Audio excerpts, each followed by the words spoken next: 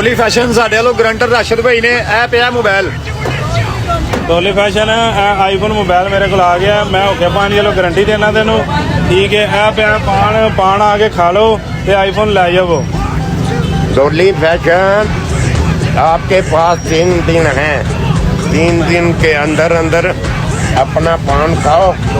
और जी अस्सलाम वालेकुम जी, देख लें डोली फैशन आ चुकी है, ठीक है। अपने वादे के मुताबिक डोली फैशन असली है, चेक कर लें। चेक नहीं कर सकते, देख ले। हाँ देख लें।